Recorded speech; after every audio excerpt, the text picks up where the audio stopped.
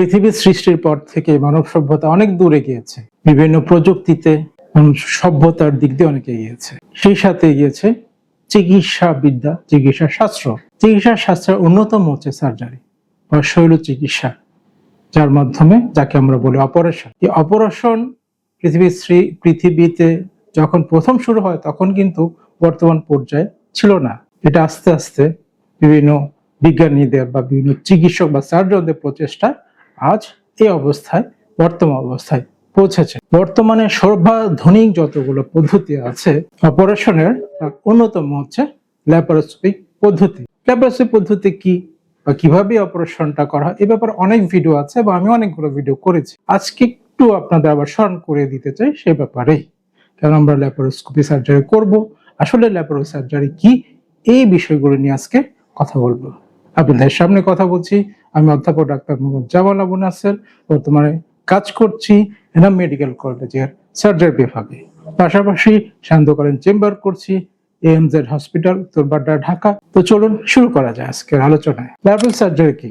Laparoscopic surgery হচ্ছে আমরা সাধারণত বিভিন্ন রোগের চিকিৎসা পদ্ধতি করে থাকি। এই পদ্ধতিতে সাধারণত পেটের কোনো একটা, সাধারণত নাভি বা এর আশেপাশে অথবা অন্য একটা বিশেষ জায়গায় আমরা একটা ছোট ছিদ্র করি। প্রথম এই ছিদ্র দিয়ে আমরা একটা ক্যামেরা ঢোকাই, যে ক্যামেরার মাথায় টেলিস্কোপ নামে একটা লম্বা একটা ক্যামেরার মধ্যে একটা, যার মাধ্যমে দেখা যায় এরকম একটা জিনিস লাগানো থাকে, যেটাকে আমরা টেলিস্কোপ বলি বা দূরবীক্ষণ যন্ত্রের মতো একটা যন্ত্র। এই টেলিস্কোপের মাথায় লাগানো থাকে ক্যামেরাটা। আমরা সাধারণত প্রথম ছিদ্রটা দিয়ে এই টেলিস্কোপটা ঢোকাই এবং যে অঙ্গটা অসুস্থ বা যে অঙ্গের রোগ সে অঙ্গটা দেখি। তারপর চিকিৎসা ওই অঙ্গটার অপারেশন করার জন্যে, বের করে নিয়ে আসার জন্যে আর যে যে ছিদ্রগুলো করা দরকার, এই 2টা 3টা 4টা এরকম ছিদ্রগুলো করি। ওই ছিদ্রগুলো দিয়ে আর অন্যান্য যে যন্ত্রপাতিগুলো দরকার অপারেশন করার জন্য ওগুলো আমরা ঢুকিয়ে দিয়ে তারপর আমরা সাধারণত এই অঙ্গটা, ছবিটা আমরা এর সাথে লাগানো থাকে, ক্যামেরার সাথে লাগানো থাকে মনিটর, এটা একটা টিভির স্ক্রিন।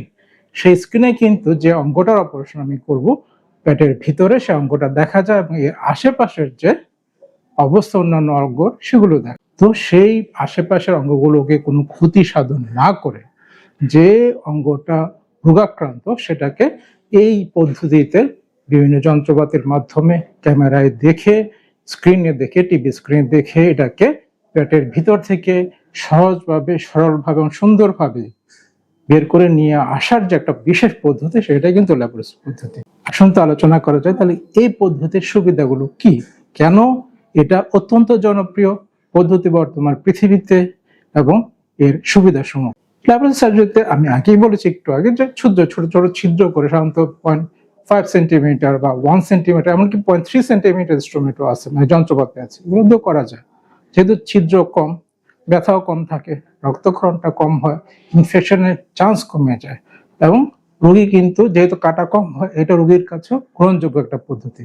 কসমেটিকের দিক দিয়ে যদি আমি চিন্তা করি, বিশেষ করে মহিলা যারা চায় যে কম কাটা হোক, দাগটা একটু কম থাকুক, তাছাড়াও এই পদ্ধতিতে অপারেশন করলে রোগী অতি দ্রুত বাসায় চলে যেতে পারে, হাসপাতালে বেশিক্ষণ সময় থাকতে হয় না, রোগী তার স্বাভাবিক কর্মকাণ্ডে ফিরে যেতে। সুতরাং স্বাভাবিকভাবে এই পদ্ধতিতে মানুষ বেশি চাইবে যেন সব অপারেশনগুলো এই পদ্ধতিতে করা যায়।